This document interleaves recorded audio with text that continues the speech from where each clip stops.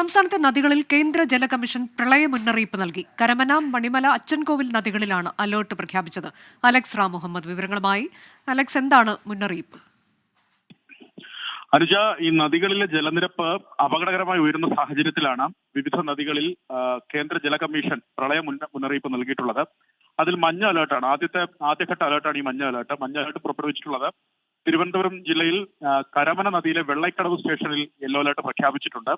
പത്തനംതിട്ടയിൽ കല്ലൂപ്പാറ സ്റ്റേഷൻ, മണിമല നദിയാണ്, മണിമല നദിയിലെ കല്ലൂപ്പാറ സ്റ്റേഷനിൽ യെല്ലോ അലേർട്ട് പ്രഖ്യാപിച്ചിട്ടുണ്ട്. സമാനമായി തന്നെ പത്തനംതിട്ടയിലെ അച്ചൻകോവിലാറിലെ തുമ്പമൺ സ്റ്റേഷനിലും മഞ്ഞ അലേർട്ട് പ്രഖ്യാപിച്ചിട്ടുണ്ട്. അതിനാൽ തീരത്തോട് ചേർന്ന് താമസിക്കുന്നവർ ജാഗ്രത പാലിക്കണമെന്ന് ദുരന്ത നിവാരണ അതോറിറ്റി അറിയിക്കുന്നുണ്ട്. കഴിഞ്ഞ ദിവസം പത്തനംതിട്ടയിലെ തന്നെ കൂടുതൽ സ്റ്റേഷനുകളിൽ ഓറഞ്ച് അലർട്ട് അടക്കം പ്രഖ്യാപിച്ചിരുന്നു.